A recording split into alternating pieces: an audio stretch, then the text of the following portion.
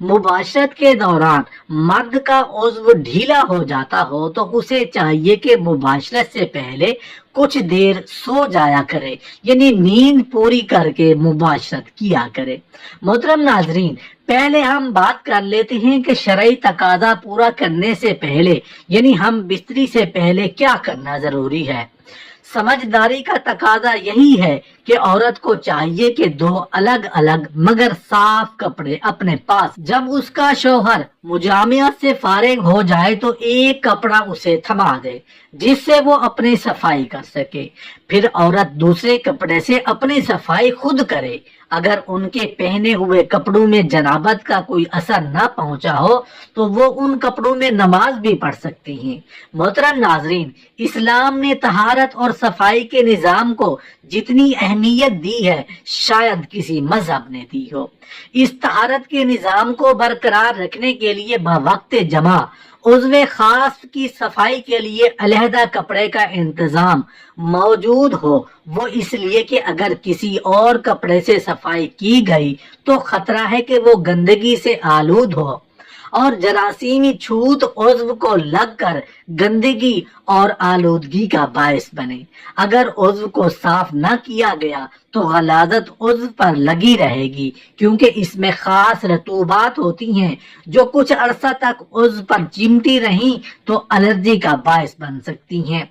دوسری مرتبہ ہم بستری کرنے کے لیے ضروری ہے کہ عضو کو بالکل صاف کیا جائے۔ دوبارہ ہم بستری کرنا مقصود ہو تو عضو خاص کو دھو لیا جائے۔ مختلف اتباع کا کہنا ہے کہ ایسا کرنے سے عضو میں توانائی آتی ہے اور از سر نو چستی پیدا ہوتی ہے۔ دراصل ہم بستری سے قبل عضو مخصوص میں سختی نہ ہونا اس بات کی علامت ہے کہ عضو مخصوص میں دوران خون تو ہے لیکن صرف اس کی تندرستی برقرار رکھنے کے لیے، لیکن جب ہم بستری کا خیال پیدا ہوتا ہے تو خون بکثرت عضو مخصوص کی شریانوں میں پھیل کر اسے پھیلا دیتا ہے اور سخت کر دیتا ہے۔ چونکہ دوران خون کی زیادتی کی وجہ سے عضو مخصوص کی حرارت بڑھ جاتی ہے اور بڑھی ہوئی حرارت منی کو پتلا کر دیتی ہے، اس لیے ایک ہم بستری کے کچھ وقفے کے بعد عضو کو دھو لیا جائے تو حرارت معتدل ہو جاتی ہے اور صورت انزال نہیں ہوگی، وقفہ بڑھے گا اور لذت بھی برقرار رہے گی۔ اگر ہم بستری کے وقت پیشاب کا شدید تقاضا نہ ہو تو خواہ مخواہ پیشاب نہ کریں، ورنہ عضو کا انتشار جلد ختم ہو جائے گا۔ مباشرت کا فطری طریقہ تو یہی ہے کہ عورت نیچے ہو اور مرد اوپر رہے، چنانچہ سارے حیوانات اسی فطری طریقہ پر عمل کرتے ہیں اور قرآن پاک میں بھی یہی طریقہ بیان کیا گیا ہے۔ اس کی صورت یہی ہو سکتی ہے کہ عورت چت لیٹے اور مرد کے اوپر لیٹے تو اس طرح مرد کے جسم سے عورت کا جسم ڈھک جائے گا۔ اسی طریقہ میں زیادہ راحت اور آسانی ہے، عورت کو بھی مشقت نہیں اٹھانا پڑتی، نیز استقرار حمل کے لیے یہ بھی طریقہ مفید ہے۔ شیخ اور رئیس کے نزدیک جماع کی تمام شکلوں میں بری شکل یہ ہے کہ عورت مرد کے اوپر ہو اور مرد نیچے چت لیٹا ہو، کیونکہ اس صورت میں منی مرد کے عضو میں باقی رہ کر متعفن ہو کر اذیت کا باعث ہوتی ہے۔ مختلف کتب احادیث سے ہمیں یہ معلوم ہوتا ہے کہ ہم بستری کرتے وقت اندھیرا یا مدھم روشنی ہونا درست ہے۔ ہم بستری کرتے وقت روشنی ہلکی یا مدھم ہو تو پر لطف ہم بستری ہوگی، کیونکہ ہم بستری کا عمل مسلسل ایک پرسکون عمل ہے۔ اس پر پرسکون عمل کے لیے پرسکون ماحول چاہیے اور وہ ماحول تیز روشنی میں یکسر ناممکن ہے۔ اس لیے ہم بستری کے عمل کو پر لطف اور کامیاب بنانے کے لیے ضروری ہے کہ یا تو بالکل اندھیرا کر دیا جائے یا مدھم روشنی کو اختیار کیا جانا چاہیے۔ عورت کا جماع سے قبل ٹھنڈے پانی سے استنجا کرنا اس کی شہوت میں اضافہ کرتا ہے۔ جماع سے قبل ٹھنڈے پانی سے استنجا کرنا انزال میں جلدی کا باعث ہوتا ہے۔ مزید برآں اس سے فرج میں تنگی اور لذت میں زیادتی ہوتی ہے۔ عورت جب جماع سے قبل پانی سے استنجا کرتی ہے تو یہ ہارمونز بہت کم ہو جاتا ہے، جس کی وجہ سے لذت جماع بڑھ جاتی ہے، عورت کی طاقت زیادہ اور انزال جلدی ہوتا ہے، جس کا فائدہ مرد کو پہنچتا ہے اور مرد بہت جلدی عورت پر قادر ہو جاتا ہے۔ عورت اس عمل سے بے شمار نفسیاتی امراض سے بچ جاتی ہے۔ جماع کے وقت عورت کے ایسٹروجن ہارمونز کی کارکردگی بہت زیادہ مؤثر ہوتی ہے۔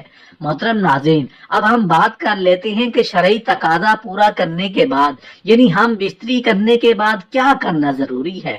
ہم بستری کے بعد کوئی مرغن یا شیریں غذا، انڈے کا حلوہ، گاجر کا حلوہ، شہد آمیز دودھ یا میوہ جات کا آمیزہ کھا لینے سے قوت بہا کم نہیں ہوتی۔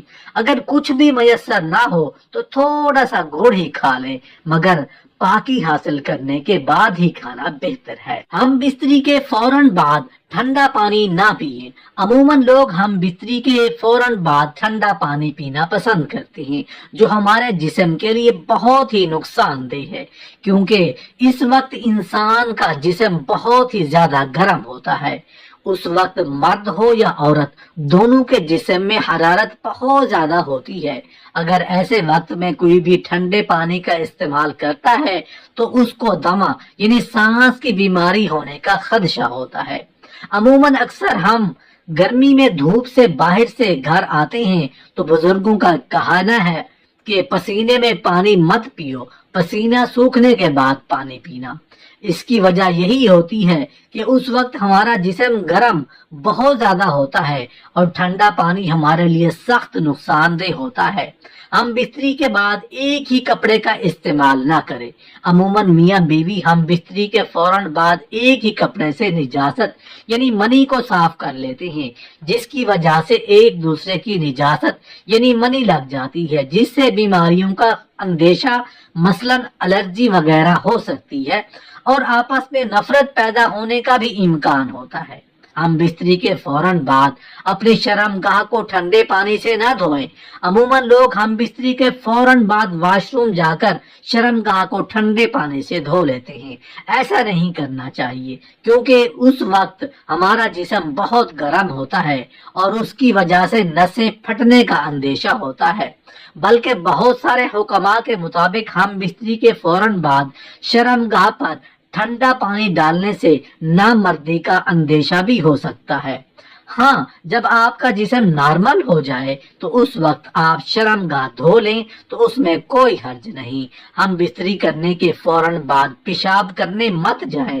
کچھ خواتین کا کہنا ہے کہ ہمارا حمل نہیں ٹھہرتا، تو ایسی خواتین کو چاہیے کہ ہم بستری کے فوراً بعد پیشاب کرنے مت جائیں، کیونکہ ہم بستری کے وقت بچہ پیدا کرنے والے جراثیم عورتوں کی شرمگاہ میں جاتے ہیں۔ جب وہ پیشاب کرنے یا استنجا کرنے جاتی ہیں تو وہ جراثیم واپس باہر آ جاتے ہیں، جس سے خواتین کا حمل نہیں ٹھہرتا۔ اس لیے خواتین کو چاہیے کہ وہ ہم بستری کے بعد کم از کم 15 سے 20 منٹ تک لیٹی رہیں اور وہ اس کے بعد ہی استنجا یا پیشاب کی حاجت ہو تو جائیں، تاکہ جو مادہ یا جراثیم اندر گیا ہے وہ باہر نہ آنے پائے۔ ہم بستری کے فوراً بعد آپ کبھی بھی نہ نہائیں۔ عموماً لوگ ہم بستری کے فوراً بعد نہانے چلے جاتے ہیں، حالانکہ اس وقت جسم میں حرارت بہت زیادہ ہوتی ہے۔ ایسے میں اگر آپ اپنے جسم پر ٹھنڈا پانی ڈالو گے تو یہ بھی آپ کے جسم کے لیے بہت نقصان پہنچا سکتا ہے۔ اس لیے عورت اور مرد کو چاہیے کہ ہم بستری کے بعد کم سے کم 15 سے 20 منٹ کا وقفہ ہونا چاہیے، تاکہ آپ کے جسم کا درجہ حرارت نارمل ہو جائے اور اس کے بعد آپ نہانے، پیشاب کی حاجت یا استنجا کے لیے جائیں۔ اگر آپ لوگ ہم بستری کے فوراً بعد نہائیں گے تو اس سے بہت سی بیماریوں کا اندیشہ رہتا ہے۔